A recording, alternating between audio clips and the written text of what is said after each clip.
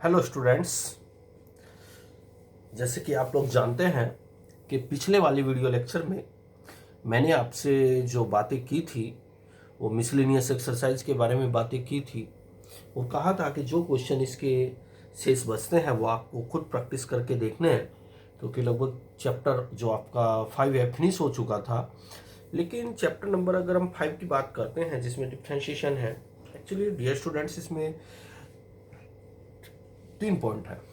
पहले वाला point continuity का है, दूसरे वाला डिफरेंशियलिटी का है और तीसरे वाला पॉइंट डिफरेंशिएशन का है। मैंने आपसे डिफरेंशिएशन के बारे में बात कर ली थी और एक तरह से आपका डिफरेंशिएशन फिनिश हो चुका था। मिसलेनियस एक्सरसाइज के क्वेश्चन मैंने आपके सोल्व कराए थे। तो आज जो मैं आपसे बात करने वाला हूं प्यारे बच्चों, कंटिन्यूटी के बारे में बात करने वाला हूं। कंटिन्यूटी आखिर होता क्या है?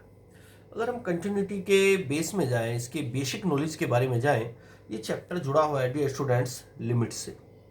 एक तरह से यहाँ 4 चैप्टर एक दूसरे से जुड़े होते हैं। सबसे पहले लिमिट पढ़ाया जाता है, लिमिट के बाद कंटिन्यूटी पढ़ाई जाती है, ये जो कि पूरा का पूरा ग्राफिक सिस्टम होता है। उसके बाद डिफरेंशियलिटी पढ़ाई जाती है, उसके बाद डिफरेंशिएशन पढ़ाया जाता है। लिमिट तो आप 11th क्लासेज में ही सीख करके आते हैं। तो अगर हम कंटिन्यूटी के बारे में बात करते हैं, पूरा का पूरा सिस्टम ग्राफ से रिलेटेड है, लेकिन ग्राफ से रिलेटेड 12th क्लासेज में समझाया नहीं जाता। क्वेश्चन वहाँ आपको एक प्रोसीजर के तहत समझा दिए जाते हैं। ग्राफ से 12th स्टैंडर्ड पे ग्राफ से पूरा डिटेल में समझाना बच्चों का वो स्टैंडर्ड नहीं होता। IIT JEE में समझाई जाती हैं सारी चीज़ें।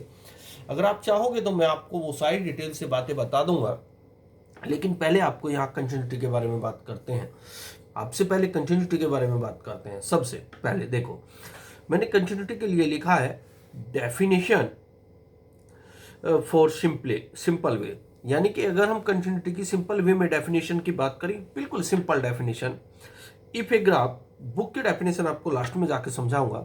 If a graph can be draw without picking a pen then it is known as continuous graph.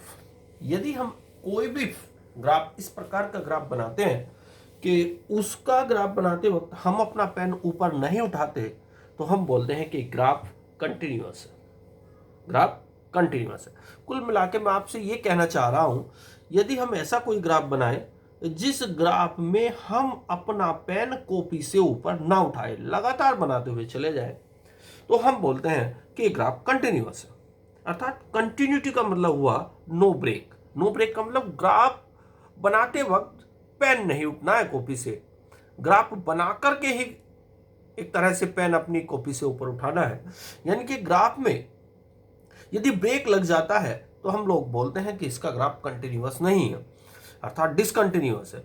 अर्थात कंटिन्यूटी का मीनिंग हुआ नो ब्रेक। नो ब्रेक का मतलब, अगर मैं बात करता हूं, जैसे ये ग्राफ मैंने बनाया, यहां से मैंने बनाना है ग्राफ चालू किया और लगातार मैं इसको ऐसे बनाता हुआ चला गया और मैंने पेन नहीं उठाया और यहां जाके मैं रुक गया, अपना पेन उठा लिया, तो मैंने यहां से लेकर यहां तक जो ग्राफ बनाया, लगातार बनाया, तो ये जो ग्राफ है डियर स्टूडेंट्स, यहां से यहां तक जाने के बाद ये जो ग्राफ है ये कंटिन्यूअस ग्राफ है। इसमें मैंने कहीं कोई ब्रेक नहीं लिया, अपना पेन नहीं उठाया, इसलिए ये वाला जो ग्राफ है ये ग्राफ कंटिन्यूअस ग्राफ है। तो सर अगर ये कंटिन्यूअस ग्राफ है तो डिसकंटिन्यूअस ग्राफ कौन सा होगा? अब मैं डिसकंटिन्यूअस के बारे में बात करता हूं। जैसे नीचे ग्राफ मैंने यहां बनाया, ऐसे बनाना चालू किया। अगर मैं इस ग्राफ के बारे में बात आपसे करूं, मैंने यहां से ग्राफ बनाना चालू किया, ऐसे बनाता हुआ मैं चला गया, यहां तक जाने के बाद मैंने अपना पेन उठाया, पेन उठाने के बाद मैंने दोबारा ग्राफ यहां से बनाना चालू किया, तो यहां से यहां तक मैंने पेन नहीं चलाया, बल्कि मैंने ग्राफ आगे ऐसे ही बढ़ाता चला गया, लेकिन मैंने यहां से यहां तक फंक्शन में ब्रेक ले लिया, यानी कि ब्रेक लग गया यहां से यहां तक, तो ये फंक्शन कहलाएगा डिसकंटिन्यूअस। तो कुल मिला के बात यह हुई, कोई भी फंक्शन कंटिन्यूअस तब होता है जब उसका ग्राफ हम बनाए और ग्राफ बनाते वक्त एक तरह से पेन ग्राफ से ऊपर ना उठे और लगातार ग्राफ बनता हुआ चला जाए। तो प्यारे बच्चों, ऐसे ग्राफ को, ऐसे फंक्शन को हम लोग, ग्राफ एक फंक्शन होता है, हम लोग कंटिन्यूअस ग्राफ बोलते हैं। अगर मैं इस वाले ग्राफ की बात करूं, इस वाले ग्राफ की बात करूं तो मैंने एक ग्राफ ऐसे बनाया और यहां तक मैं बनाता हुआ चला गया। फिर मैंने आगे ग्राफ यहां से बनाना चालू किया और ऐसे बनाता हुआ ऐसे चला गया, तो ये ग्राफ बीच में यहां टूट गया है, एक तरह से इसमें ब्रेक लग गया है। तो हम इस नीचले वाले ग्राफ को कहेंगे डिसकंटिन्यूअस, जबकि ऊपरले वाले ग्राफ को कहेंगे कंटिन्यूअस। अब ये पूरी डिटेल से मैं आपको अलग अलग ग्राफिक सिस्टम के माध्यम से इसको समझाने की कोशिश करता हूं कि आखिर कंटिन्यूअस ग्राफ कौन से होते हैं और डिसकंटिन्यूअस ग्राफ कौन से होते हैं लिमिट के आधार पर। प्यारे बच्चों, जरा ध्यान से देखिएगा, यहां पर मैंने आपके लिए 1 2 3 4 ग्राफ बनाए हैं। हम 4 ग्राफ के बारे में, अलग अलग ग्राफ के बारे में आपसे डिस्कस करना चाहेंगे। मान लीजिए मैंने एक ग्राफ बनाया, ये मेरा एक्स एक्सिस है और ये मेरा वाई एक्सिस है, ये मेरा एक्स एक्सिस है और ये मेरा वाई एक्सिस है। मैंने ये ग्राफ बनाया ये ऐसे, तो इसको मैंने कहा एफ एक्स बोले तो एक्चुअली फंक्शन। तो मेरा ये ग्राफ, अगर मैं x इक्वल ए पर बात करता हूं, ए मेरा पॉइंट यहां है, क्योंकि यहां मेरा ओरिजिन है। अगर मैं यहां से यहां तक की डिस्टेंस देखूं, सपोज करो ये डिस्टेंस ए है, तो ये जो लाइन मैंने बनाई यहां, ये जो एक्स एक्सिस से परपेंडिकुलर उठाया, इस लाइन को हम एक्स इक्वल ए कहेंगे। क्या कहेंगे स्टूडेंट्स? एक्स इक्वल ए, क्योंकि ये जो लाइन है एक तरह से वाई एक्स के पैरेलल है। अगर कोई भी लाइन वाई एक्स के पैरेलल हो, उसका इक्वेशन होता है एक्स इक्वल जितना वो ओरिजिन से डिस्टेंस पर है।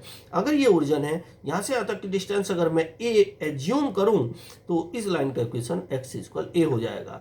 अब अगर इस ग्राफ के बारे में देखूं, ये ग्राफ एक तरह से कंटिन्यूअस है। क्या है डियर स्टूडेंट्स? कंटिन्यूअस है। सर क्यों कंटिन्यूअस क्यों है? अब मैं डिटेल से बताता हूं। Limit F X X equal A, अगर मैं इस पॉइंट ए पर, यहां जहां मैंने अपना पेन रखा है, इस ए पॉइंट पर इस फंक्शन के बारे में आपसे डिस्कस करता हूं, तो लिमिट एग्जिस्ट हो रही है और फंक्शन कंटिन्यूअस है। सर ये लिमिट एग्जिस्ट क्या है, क्या होता है? लिमिट एग्जिस्ट होने का मतलब, एक्चुअली डियर स्टूडेंट्स वैसे तो 11th में है, लेकिन मैं आपको यहां दोबारा से बता के चलूंगा। लिमिट होने का, एग्जिस्ट होने का मीनिंग होता है, लिमिट एग्जिस्ट होने का मतलब होता है कि जब उसकी लेफ्ट हैंड लिमिट और जब उसकी राइट हैंड लिमिट दोनों इक्वल आ जाए। सर ये लेफ्ट हैंड लिमिट क्या होता है? एक्चुअली यहां से यहां तक अगर ये मेरा ओरिजिन है, यहां से यहां तक अगर ये डिस्टेंस ए है और ए से मैं फंक्शन की हाइट ऊपर देखूं, सपोज करो ये हाइट कुछ भी है, सी है, मान लीजिए सी है। अगर ए से मैं जरा सा पीछे हटूं, अगर मैं ए से जरा सा पीछे हटूं, तो और जरा सा पीछे हटके मैंने यहां पेन लगाया और यहां से फंक्शन की हाइट मेजर की, सपोज करो ये आपकी कुछ भी मान लीजिए, सपोज करो ये डिस्टेंस सपोज करो आपकी डी है, डी। अब इस ए से अगर मैं जरा सा आगे आया और ये फंक्शन की हाइट मेजर की, अगर ये वाली हाइट जो कि ए से जरा से पीछे थी, ये वाली हाइट, इस हाइट को हम डियर स्टूडेंट्स कहेंगे लेफ्ट हैंड लिमिट। क्या कहेंगे? Left hand limit. अगर मैं ए से जरा सा आगे जाऊं, देखो ध्यान से देखेंगे आप लोग, ये आपको यहाँ 3 लाइन नजर आ रही हैं, बहुत बहुत नजदीक है ये 3 लाइन। तो इसमें 3 वैल्यू है। सर कौन कौन सी? जो ये लेफ्ट वाली लाइन है, जो यहां से यहां तक की हाइट है, इसको हम कहेंगे left hand limit X equal A पर। जो ये बीच वाली वैल्यू है, अगर ये सॉरी बीच वाली लाइन है, जो इस बीच वाली लाइन की हाइट है, इसको हम कहेंगे फंक्शन वैल्यू। जो राइट वाली लास्ट वाली लाइन है, एक तरह से ये वाली यहां से यहां तक, ये कहलाएगी dear students right hand limit. क्या कहलाएगी? Right hand limit. अगर ये तीनों एक तरह से एक दूसरे के इक्वल आ जाती है, तो हम लोग बोलते हैं कि फंक्शन कंटिन्यूअस है। क्या है डियर स्टूडेंट्स? कंटिन्यूअस है। अगर लेफ्ट, सबसे लेफ्ट वाले यानी कि जो इधर लेफ्ट में है और जो इधर सबसे लास्ट में राइट में है, अगर ये दोनों एक दूसरे के इक्वल आ जाती है, बीच वाली का कोई लफड़ा इसमें नहीं होता है, तो हम कहते हैं, अगर यानी कि ये वाली लाइन और ये वाली लाइन, अगर ये दोनों की हाइट एक्स एक्सिस से इक्वल, यानी कि इसकी लाइन और इसकी वाली लाइन, 3 लाइन आपको नजर आ रही हैं, बीच वाली लाइन को अगर छोड़ दिया जाए, तो लेफ्ट वाली और सबसे राइट वाली, अगर ये दोनों की लेंथ इक्वल आ जाए, तो हम कहते हैं कि लिमिट एग्जिस्ट हो रही है। क्या हो रही है फ्रेंड्स? लिमिट एग्जिस्ट हो रही है। तो मैं आपसे ये कहना चाह रहा हूं कि यहां ए पॉइंट पर 3 वैल्यू हैं, एक लेफ्ट हैंड लिमिट जो ये वाली है, एक राइट हैंड लिमिट जो ये वाली है, और एक फंक्शन वैल्यू जो ये वाली है। लिमिट एग्जिस्ट होने का मतलब होता है लेफ्ट वाली हाइट, यानी कि लेफ्ट हैंड लाइन की हाइट एक्स एक्सिस से फंक्शन तक, और इसी प्रकार राइट वाली हाइट, अगर ये दोनों एक दूसरे के इक्वल आती हैं, देखो ये और ये, अगर ये दोनों एक दूसरे की लेंथ में इक्वल आ जाती है तो हम कहते हैं फंक्शन कंटिन्यूअस है। अब जरा ध्यान से देखिएगा, तो कुल मिला के ये जो पहला ग्राफ मैंने आपके लिए बनाया है ये फंक्शन एक तरह से कंटिन्यूअस है। अगर मैं सेकंड ग्राफ की आपसे बात करूं तो ये मेरा एक्स एक्सिस है, ये मेरा वाई एक्सिस है, ये मेरा फंक्शन है। मैंने एक ग्राफ यहां से बनाना चालू किया और यहाँ आगे मैंने होल सर्कल बनाया, अभी बताऊंगा इसका मीनिंग क्या है। फिर यहाँ से बनाना चालू किया और मैं यहाँ तक पहुँचा, फिर यहाँ मैंने डार्क सर्कल बनाया और फिर ये फंक्शन मैंने यहाँ तक बनाया। ये स्टूडेंट्स ये फंक्शन डिसकंटिन्यूअस है। सर क्यों? क्योंकि जैसे मैंने यहाँ से ग्राफ बनाया और यहाँ तक आया, होल सर्कल मैंने यहाँ बनाया, एक्चुअली ये तो बाद में खींची हुई लाइन है, ये फंक्शन में शामिल नहीं है, ये तो लिमिट समझाने के लिए ड्रा की गई है। तो यहाँ से ग्राफ चला और यहाँ तक गया, फिर यहाँ से पेन उठाया, फिर यहाँ से डार्क सर्कल बनाया और यहाँ में आके निकल गया, तो ये मेरा फंक्शन डिसकंटिन्यूअस हो गया, क्योंकि यहाँ ये फंक्शन में गैप बन गया, इस पॉइंट पे फंक्शन टूट गया, इसलिए फंक्शन डिसकंटिन्यूअस है। अब फंक्शन के टूटने के बाद फंक्शन के डिसकंटिन्यूअस के बारे में बात करते हैं। अगर मैं इस फंक्शन के बारे में देखूं, limit X is equal limit X tends to A, इसको एक्स टेंस टू ए आपने 11th क्लासेस में सीखा होगा, F x is equal limit does not exist. Sir does not exist क्यों हो रही है? अब ध्यान से सुनना, कोई भी लिमिट डज नॉट एग्जिस्ट तब होती है जब उसकी लेफ्ट हैंड लिमिट और जब उसकी राइट हैंड लिमिट दोनों एक दूसरे के इक्वल ना है। सर कैसे? जैसे x इक्वल ए पर मैं बात करता हूं, अगर मेरा ओरिजिन यहां है और यहां से यहां तक की डिस्टेंस डियर स्टूडेंट्स अगर a है, तो लेफ्ट हैंड लिमिट का मीनिंग ये हुआ कि यहां से जरा सा आप पीछे हटिए, मामूली सा पीछे हटिए, तो आपको फंक्शन की हाइट ये मिलेगी, ये वाली, ये फंक्शन को आप हाइट मिल जाएगी। तो ये जो फंक्शन की हाइट मिली एक्स एक्सिस से, प्यारे बच्चों, ये कहलाएगी लेफ्ट हैंड लिमिट। अगर मैं यहां से एक्स इक्वल, एक्चुअली ये तो ए वाला पॉइंट है, अगर मैं ए से जरा सा आगे चलूं तो और मैं फंक्शन की हाइट मेजर करूं तो मैं इस होल सर्कल से आगे ऐसे निकल गया और मैं यहां पहुंच गया। तो ये जो हाइट बनी एक्स एक्सिस से इस लाइन के लिए, ये वाली हाइट और ये वाली हाइट दोनों एक दूसरे के इक्वल नहीं है, इसलिए फंक्शन की लिमिट एग्जिस्ट नहीं हो रही है। यानी कि अगर मैं इस फंक्शन के बारे में बात करूं, limit does not exist, limit does not exist, और फंक्शन क्या हुआ? डिसकंटिन्यूअस। फंक्शन क्या है? डिसकंटिन्यूअस। मैंने यहां लिखा limit F A positive. F A positive का मतलब इस फंक्शन की ए पर जो पॉजिटिव, एक तरह से ए पॉजिटिव का मतलब राइट हैंड लिमिट से है, और जो फंक्शन की लेफ्ट हैंड लिमिट से बात करते हैं वो एक दूसरे के इक्वल नहीं है। ये तीसरे के लिए ये एक दूसरे के इक्वल नहीं है, इक्वल लिखा हुआ, ये एक दूसरे के इक्वल नहीं है। यानी कि राइट हैंड लिमिट और लेफ्ट हैंड लिमिट, ये लेफ्ट हैंड लिमिट है, लेफ्ट हैंड लिमिट का मतलब पीछे, और राइट हैंड का लिमिट यानी कि ये वाली हाइट और ये वाली हाइट, ये दोनों एक दूसरे के इक्वल नहीं है, तो हम कहेंगे लिमिट डज नॉट एग्जिस्ट, और फंक्शन तो डिसकंटिन्यूअस आपको नजर आ ही रहा है। अगर मैं फंक्शन ग्राफ 3 के बारे में बात करता हूं, ये मेरा ग्राफ 3 है। अगर मैं इस फंक्शन के बारे में बात करता हूं, इस फंक्शन के बारे में बात करता हूं, प्यारे बच्चों, ये एक्स एक्सिस है, ये वाई एक्सिस है, ये मेरा फंक्शन है। यहाँ फंक्शन पे आने के बाद मैंने एक होल सर्कल बनाया, और होल सर्कल बनाने के बाद मैं यहाँ निकल गया। तो ये फंक्शन के बारे में बात करें, limit X tends to A F X equal, limit exist हो रही है। सर क्यों एग्जिस्ट हो रही है? अब लिमिट एग्जिस्ट होने का मतलब क्या है? ये मेरा ए है, यहां से यहां तक की डिस्टेंस ए है, अगर ए के मैं लेफ्ट में जाऊं तो मुझे फंक्शन की ये हाइट मिल रही है, अगर ए के राइट में जाऊं ये मुझे फंक्शन की हाइट मिल रही है, जो कि लगभग एक दूसरे के बराबर है। इसलिए चूंकि ये लेफ्ट हैंड लिमिट है और ये राइट हैंड लिमिट है, ये जो हाइट है राइट हैंड लिमिट की वैल्यू है, और ये जो हाइट है ये लेफ्ट हैंड लिमिट की वैल्यू है, ये दोनों एक दूसरे के बराबर आ रही हैं, इसलिए हम कहेंगे लिमिट एग्जिस्ट। फंक्शन डिसकंटिन्यूअस है। सर फंक्शन डिसकंटिन्यूअस क्या है? फंक्शन डिसकंटिन्यूअस का मतलब यहां फंक्शन में गैप आ गया, फंक्शन में ग्राफ एक तरह से ब्रेक लग गया, तो हम कहेंगे कि फंक्शन जो है डिसकंटिन्यूअस है, इस गैप की वजह से, इस होल सर्कल की वजह से। ये जो होल सर्कल है ये ऊपर जाके कहीं बना हुआ है, यहां पर, ये जो यहां से इस डार्क सर्कल से और यहां तक के बीच में ये वाली लाइन अगर मैं ड्रा करूं, इसको मैं फंक्शन वैल्यू कहूंगा। यानी कि कोई भी फंक्शन डिसकंटिन्यूअस तब होता है जब उसकी, चलो इसके बारे में बात में बात करेंगे। कुल मिला के मैं आपसे कहना चाह रहा हूं कि यहां से देखो, जहां डार्क सर्कल है और यहां तक जो मैंने ये अगर मैं इस हाइट को मेजर करूं, ये फंक्शन वैल्यू कही जाएगी। तो ये फंक्शन क्या हुआ, डिसकंटिन्यूअस इस होल सर्कल की वजह से। अब मैं फोर्थ ग्राफ के बारे में आपसे बात करता हूं। अगर मैं फोर्थ ग्राफ के बारे में बात करूं, ये मेरा एक्स एक्सिस है, ये मेरा वाई एक्सिस है। सपोज करो किसी फंक्शन का ग्राफ मैंने ऐसे बनाया है और यहाँ फंक्शन में होल सर्कल आ गया। क्या आ गया प्यारे बच्चों, होल सर्कल।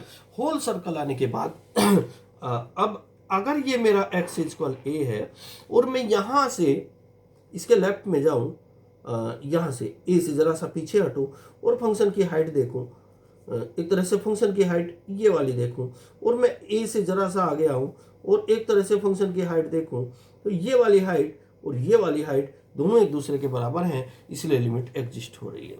अगर मैं x इक्वल a पर बात करूँ तो x इक्वल a पर नॉट डिफाइन का मतलब ये हुआ, अगर मैं a पर देखूं, a पर मुझे होल सर्कल मिल रहा है और मैं फंक्शन के आर पार इन्फिनिटिव तक जा रहा हूं, तो मैंने यहाँ लिखा f इक्वल नॉट डिफाइन, यानी कि a पर कोई फंक्शन की वैल्यू नहीं है। अगर पिछले वाले ग्राफ को मैं देखता हूं प्यारे बच्चों, ए पर अगर मैं बात करता हूँ, ए पर तो यहाँ एक तरह से ए पर डेफिनेशन आ रही थी, वो फंक्शन से थोड़ा ऊपर थी, तो जो यहाँ से यहाँ तक की वैल्यू थी ये फंक्शन वैल्यू कहलाती है।